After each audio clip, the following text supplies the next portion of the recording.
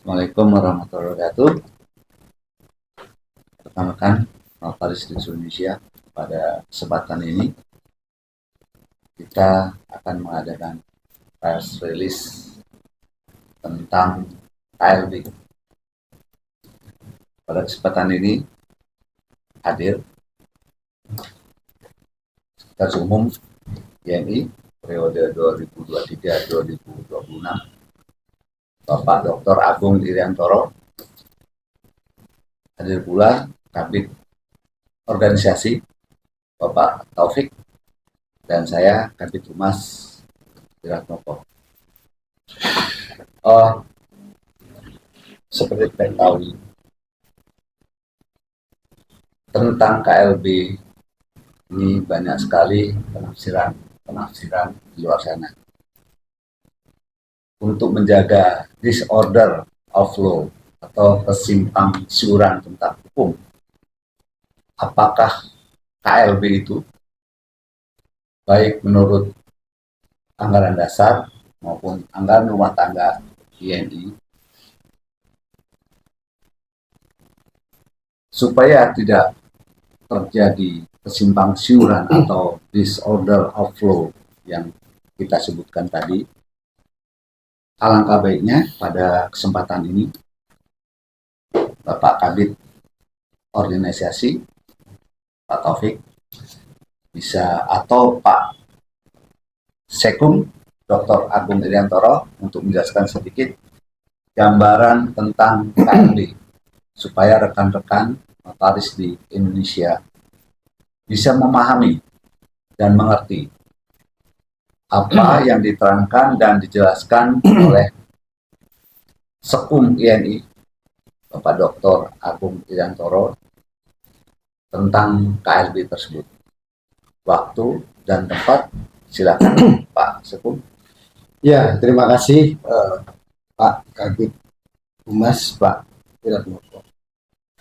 Jadi selamat malam rekan-rekan di seluruh Indonesia atas pertanyaan yang disampaikan Kabid Humas tadi. Maka perlu ada satu penjelasan dulu agar tidak terjadi satu simpang siur pemahaman terkait hal-hal yang menyangkut mengenai KLB. Yang pertama, ini kami sampaikan bahwa sebelum menginjak KLB, maka saya sampaikan mengenai kongres dulu ya. Jadi bahwa PPN ini telah menjalankan agenda kongres yang ke-24 pada tanggal 30 dan 31 Agustus di Banten. Nah, mekanisme kongres itu kan sudah dilakukan sebagaimana yang diamalkan dalam anggaran dasar anggaran rumah tangga. Tahapan-tahapannya sudah dilakukan secara tegas dalam satu anggaran dasar anggaran rumah tangga, yaitu mulai tahap penjaringan, baca ketum dan baca DKP dari tingkat daerah.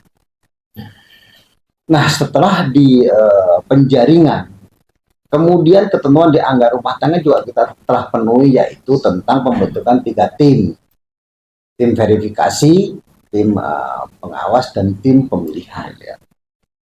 Nah, kemudian tahap selanjutnya apa? Tahap selanjutnya adalah terkait dengan penetapan baca ketum dan baca DKP di mana di prakongres, yaitu yang dilakukan di mana? Di Pekanbaru. Setelah ditetapkan, kemudian kita lakukan satu proses bahwa mengenai kongres itu juga dilakukan satu undangan kepada anggota. Jadi proses ketentuan yang diatur dalam satu anggaran dasar perkumpulan telah kita penuhi. Sehingga dengan demikian maka kongres ini sah dan mengikat untuk seluruh anggota perkumpulan Ikatan Notaris Indonesia. Jika ada satu penafsiran atau pendapat bahwa manakala ada kejanggalan dalam kongres atau kecurangan dalam kongres, maka kan ada ketentuan yang diatur dalam anggaran rumah tangga, anggaran dasar, yaitu ada disebut lembaga namanya Mahkamah Perkumpulan. yaitu yang akan menyelesaikan sengketa di Kongres. Kongres. Jadi kalau di Kongres ini dianggap ada satu permasalahan, silakanlah menyampaikan hal tersebut ke Mahkamah Perkumpulan. Nah, kebetulan juga ada batasannya. Jika dalam 7 hari setelah Kongres tidak ada pihak yang berkeberatan terkait dengan pelaksanaan jalannya Kongres, maka ya ini Kongres sah dan mengikat oleh semua anggota Perkumpulan Ikatan Notaris Indonesia. Karena apa? Tahapan-tahapan itu ada. Nah, inilah mekanisme yang terkait mengenai Kongres dan sampai jika ada keberatan-keberatan. Selanjutnya, mengenai KLB. Sekarang yang mau di KLB itu apa? KLB ini kan ada ketentuan yang diatur di Anggaran Rumah Tangga pasal 21. Dalam hal apa sih KLB mau dilakukan? Satu, kalau ada kecurangan atau ditemukan kecurangan ketua umum terpilih, melakukan kecurangan atau penyimpangan dalam pelaksanaan Kongres. Itu yang pertama. Yang kedua, ditemukannya rangkap jabatan oleh ketua umum terpilih setelah Kongres. Yang ketiga adalah mengenai perubahan anggaran dasar dan kode etik.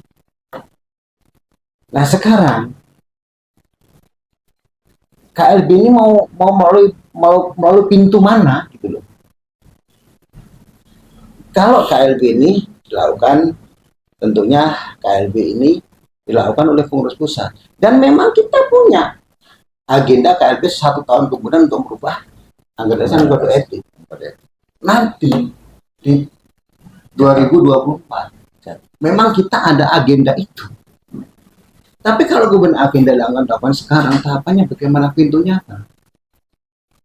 Ya, kalau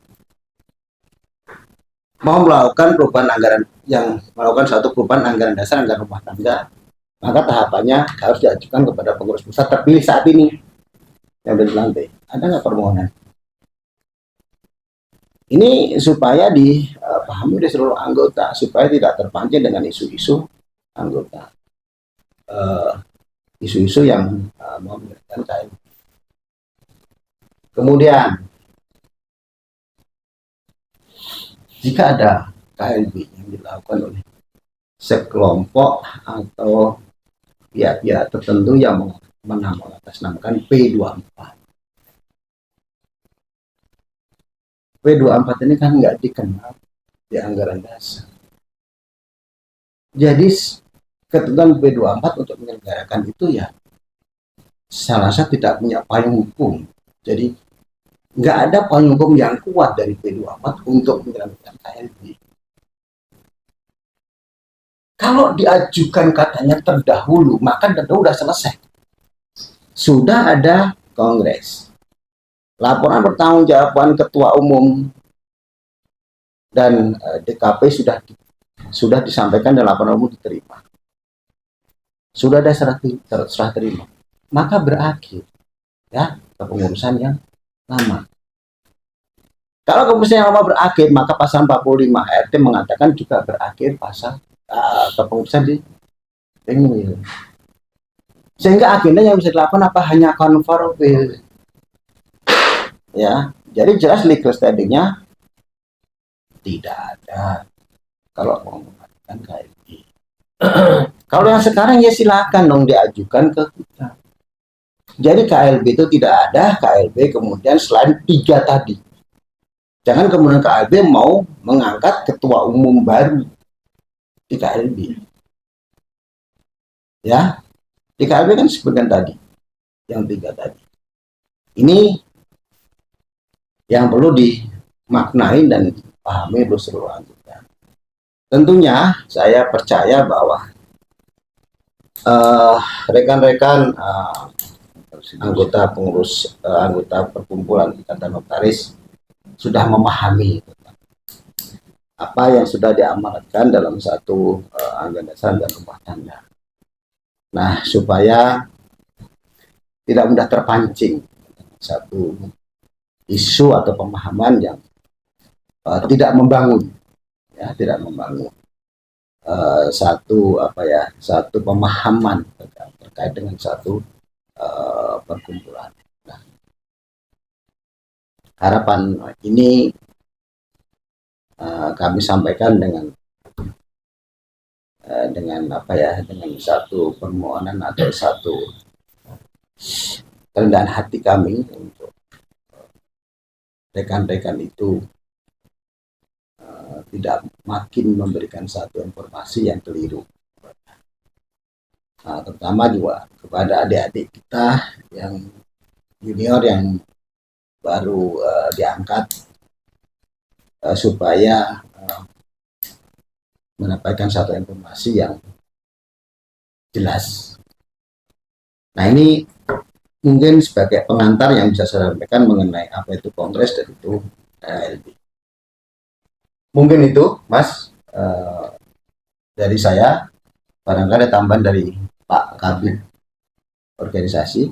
Silakan Pak Kabid kalau ada penambahan atau stressing yang perlu disampaikan agar menjadi pelengkap, menjadi jelas ke anggota perkumpulan Ikatan Pers Indonesia. Dari saya cukup, terima kasih. Ya, terima kasih Pak Moko. Ya, silakan Pak Kabid organisasi. Ya, terima kasih Pak Sekum, Pak Kabid Humas. Mungkin pada kesempatan ini kami ingin juga menjelaskan bahwa KLB ini tidak bisa dilaksanakan ujuk-ujuk istilahnya ya, ujuk-ujuk. Pas ingat mau KLB ya bulan depan undang hari ini, bulan depan KLB itu nggak akan mungkin gitu ya. Karena kalau kita baca pasal 21 ayat 4 anggaran rumah tangga di sana sudah sangat jelas ya ditentukan bahwa ketentuan yang berlaku untuk penyelenggaraan kongres juga berlaku untuk penyelenggaraan kongres luar biasa. Artinya tahapan-tahapan yang dilalui untuk melaksanakan kongres ya sama, tahapan-tahapan yang sama juga harus dilalui untuk KLB ya. Misalnya di kongres itu ada penetapan mengenai tema ya, di pasal 12 ayat P itu kan dijelaskan gitu ya. Misal tema dan rancangan acara itu kan, rancangan bahan ke materi apa yang akan dibicarakan di kongres nanti. Kemudian kalau memang ada pemilihan misalnya ya nominasi calon ya, itu juga harus ditetapkan di pra-kongres. Ya, kalau ini juga ada pra-KLB. Ya, misalnya rancangan mengenai tata tertib, ya, rancangan data pencalonan dan hal lain yang dianggap penting. Semua materi-materi tersebut harus sudah dibicarakan terlebih dahulu dalam pra-kongres atau pra-KLB. Jadi nggak bisa ujuk-ujuk, ya, tinggal kirim surat undangan ke anggota, kemudian KLB gitu, itu nggak akan mungkin karena itu tidak memenuhi ketentuan anggaran rumah tangga. Ya, tadi sebagaimana sudah dijelaskan oleh Pak Sekum, ya, bahwa Kongres 24 di Banten telah mengamanatkan untuk penyelenggaraan KLB, ya, untuk merubah anggaran dasar dan kode etik notaris, dan itu sudah diagendakan ya maksimal 1 tahun setelah kongres atau waktu lain mungkin karena nanti berdekatan dengan masalah agenda politik nasional itu pemilu ya. Kita karena sebelum KLB untuk merubah anggaran dasar dan anggaran rumah tangga, maka kita harus ada pra dulu ya, membicarakan materi-materinya apa, rancangannya bagaimana, ya hal-hal apa yang akan dibicarakan di sana. Tentunya agenda ya, utamanya adalah perubahan anggaran dasar dan kode etik notaris ya. Kita tahu ya banyak misalnya pendapat-pendapat kenapa tidak dirubah anggaran dasar, kenapa misalnya kemarin dilaksanakan e-voting segala macam gitu ya. Sebenarnya kalau mau merubah anggaran dasar ya itu maka gunakanlah forum KLB yang akan diselenggarakan oleh pengurus pusat Ikatan Notaris Indonesia tahun 2024 nantinya ya, 1 tahun setelah kongres. Ya, rancangannya nanti akan kita siapkan, ya mungkin dengan sedikit perubahan-perubahan menyesuaikan dengan kondisi yang saat ini. Ya, ya mari sama-sama kita bicarakan ya bagaimana anggaran dasar ke depan yang lebih baik agar INI ini dapat berjalan lebih baik untuk kepentingan seluruh anggota. Ya, pada kesempatan yang sama ya biasanya memang pada hari berikutnya kita juga akan melakukan perubahan anggaran rumah tangga. Ya, jadi ada KLB yang merubah anggaran dasar dan kode etik notaris. Pada hari berikutnya akan diselenggarakan juga rapat pleno pengurus pusat yang diperluas untuk merubah anggaran rumah tangga disesuaikan dengan anggaran dasar perubahan terakhir. Itu biasa ada satu paket itu. Maka dalam waktu dekat ini PPINI akan menyiapkan draft perubahan anggaran dasar, draft perubahan kode etik notaris, ya, yang akan dibawa di Kongres luar biasa, dan draft perubahan anggaran rumah tangga yang akan diputuskan dalam RP3YD setelah Kongres, ya. Jadi itu mengenai Kongres luar biasa. Jadi kalau sekarang misalnya banyak beredar informasi di media sosial, ya kita nggak tahu karena yang nge-share itu, yang menginformasi itu pribadi-pribadi. Ya kita nggak tahu nih siapa yang bertanggung jawab sebenarnya terhadap isu-isu itu. Ya, tadi sudah disampaikan oleh Pak Sekum, ya anggota diharapkan tidak terprovokasi, ya tidak terpengaruh dengan informasi-informasi yang tidak jelas sebenarnya itu dari siapa.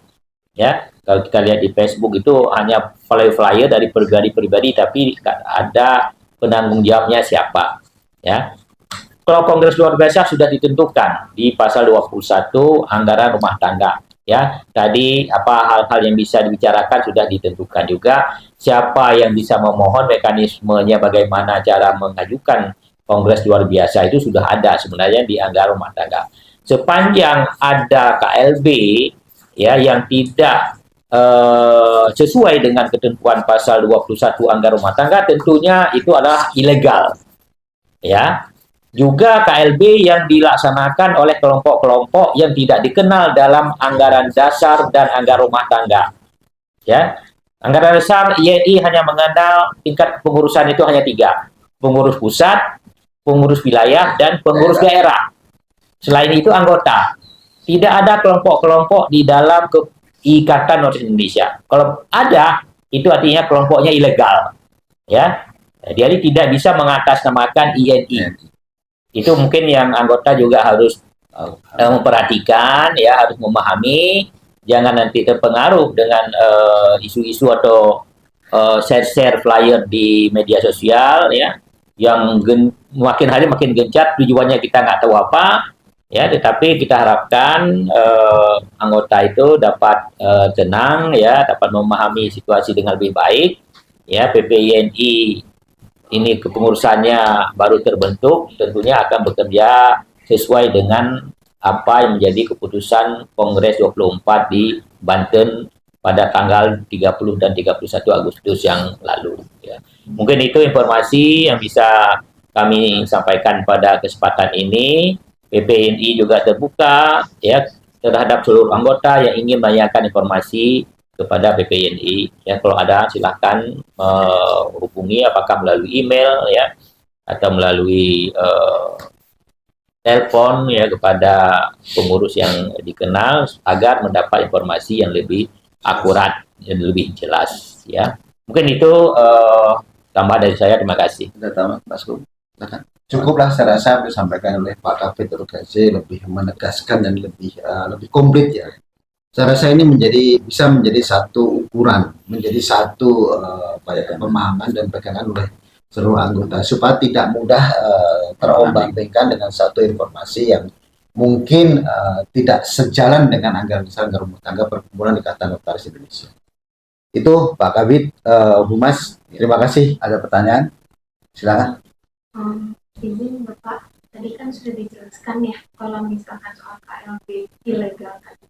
Tapi yang saya tanyakan adalah tindak lanjut dari PPI ini sendiri, karena sekarang kan sudah beredar. Yeah. Apakah akan ada tindakan, utamanya bagi notaris atau oknum notaris yang kiranya terlibat dalam penyebaran? Ya, bahwa PPI ini terus akan memberikan satu bentuk pemahaman, akan informasi kepada seluruh anggota bahwa PPI saat ini tidak ada agenda KLB yang akan diselenggarakan dalam waktu dekat, terkecuali agenda dalam kongres yang KLB akan diselenggarakan pada tahun 2024. Tegas perubahan AD dan kode etik. Setahun setelah Ya. Kongres. Satu tahun setelah kongres. Jadi di luar itu bukan agenda dari pengurus pusat. Hal-hal yang lain, pelanggaran-pelanggaran pasti nanti akan kita normanya di anggaran dasar anggaran rumah tangga. Itu Mbak ya. Jadi saya juga nggak akan memberikan satu statement yang belum terjadi. Ya. Terima kasih. Ada lagi? Silakan. Ini kan masih belum jelas juga, banyak notaris atau ALB yang mempertanyakan eksistensi PPI ini. Tapi selama ini PPI ini apa sudah berkomunikasi dengan Kemenkumham atas kongres yang terjadi kemarin? Bagaimana pertanyaannya mengenai ekstensi? Kita sudah kongres. Kongresnya sesuai dengan anggaran dasar rumah tangga itu sah dan mengikat. Dan kami sudah menyampaikan hasil kongres ke Kementerian Hukum dan HAM. Jadi kewajiban kami menyampaikan selanjutnya ke kewenangan Kementerian Hukum dan HAM. Tetapi mekanisme anggaran dasar rumah tangga sudah kita lakukan. Jadi nggak ada perlu lagi yang diragukan gitu loh. Kecuali ada pelanggaran. Saya sampaikan tadi kan, kalau ada pelanggaran, ada mahkamah yang akan menyelesaikan, mahkamah perkumpulan. Kan itu. Sampai saat ini ada nggak ada. Artinya apa, mengikat. Kan itu. Kecuali ada keberatan dalam waktu 7 hari. Ya. Kan itu. Hasil itu sudah kami sampaikan ke kementerian. Ya. Ya, itu. Jadi mungkin saya tambahkan sedikit ya mengenai keputusan kongres ya. Ketua umum dan anggota Dewan Kehormatan itu sudah terpilih dan dilantik ya di Kongres 24 di Banten tanggal 30 dan 31 Agustus yang lalu ya.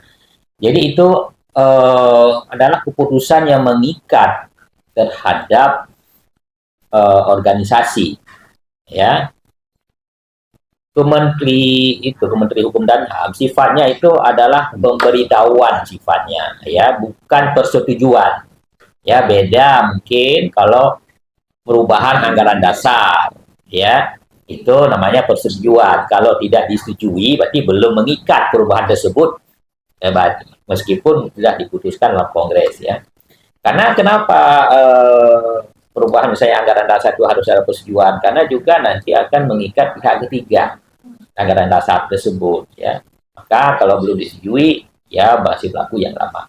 Tetapi kalau misalnya kepengurusan itu sifatnya hanya pemberitahuan, samalah seperti kita merubah anggota direksi dan pemegang saham di perseroan terbatas gitu ya. Itu sudah sah sejak ditetapkan dalam RUPS. Jadi kementerian itu hanya pemberitahuan sifatnya ya. Persoalan bagaimana sikap menteri, itu kewenangannya ada di menteri. Tetapi secara organisasi, ya apa yang sudah diputuskan dalam kongres, karena kongres ini juga sudah melalui tahapan-tahapan yang sesuai dengan anggaran dasar dan rumah tangga, itu adalah yang mengikat bagi organisasi dan bagi seluruh anggota organisasi yang bersangkutan. Oke, itu pembahasan saya. Ya, ada lagi. Selama ini apakah sudah ada Kemenkumham jawabannya? Kan kami baru menyampaikan beberapa hari. Ya. Jadi kita sudah sampaikan pemberitahuan tadi, Mas. Jadi tentunya pemberitahuan ini adalah satu kewajiban kami untuk menyampaikan kepada kementerian. Sudah kami sampaikan, selanjutnya kewenangan kementerian, dan kami tidak bisa intervensi kewenangan kementerian, Mas. Oke, Ada lagi? Mengenai KLB lagi, Pak, kan sekarang informasinya udah beredar gitu ya Pak. Katakanlah apabila di masa mendatang mereka memang digelar, yang mana kalau tadi berdasarkan anggaran dasar itu ilegal gitu ya Pak. Lantas hasilnya bagaimana dan untuk tindak lanjut dari PPI ini kemungkinan seperti apa? tadi kan saya sampaikan mekanisme KLB. Nah, sekarang kita tunggu jalan apa enggak, kan itu. Saya hanya bisa memberikan, saya nggak bisa kemudian menafsir sesuatu yang belum terjadi. Ya, bagaimana konteksnya nanti baru kita komentarin. Tapi mekanisme KLB telah diatur secara tegas pasal 21. Apa aja yang akan di KLB-kan? Apa agenda KLB di situ? Menyimpang dari sini Orang udah bisa tahu ini benar apa enggak. Kan ini punya payung hukum apa enggak? Ada dasar enggak menyelenggarakan itu? Kan itu gampang kan sebetulnya untuk menafsirkan itu. Ya, Ya, jadi KLB ini sekali lagi kami tegaskan ya, bukan hanya sekedar kumpul-kumpul orang. Ya, bukan membawa orang kumpul kemudian mengatas nama KLB gitu, enggak demikian. Semuanya ada prosedur, ada mekanisme yang harus dilalui ya sesuai anggaran dasar rumah tangga. Jadi bukan hanya sekedar kumpul di suatu tempat ya kemudian mengambil keputusan itu dikatakan keputusan saya kongres luar biasa. Ya tentunya kalau tidak diambil keputusan sesuai dengan prosedur ya tentunya tidak akan mengikat ya. Ya kalau misalnya tadi ya akan dilakukan misalnya gitu kan bagaimana ya kita juga belum bisa apakah itu benar akan dilakukan atau enggak ya kita juga belum tahu ya, tapi seandainya pun ada terjadi hal demikian ya tentunya itu tindakan-tindakan ilegal ya karena tidak sesuai dengan anggaran dasar dan rumah tangga yang sudah mengatur dengan sangat baik bagaimana KLB itu harus diselenggarakan. Mungkin itu ya. ya cukup ya cara saya. Demikian rekan-rekan Notaris Indonesia tentang paparan dan penjelasan mengenai tadi sedikit mengenai Kongres ya, lalu mengenai KLB.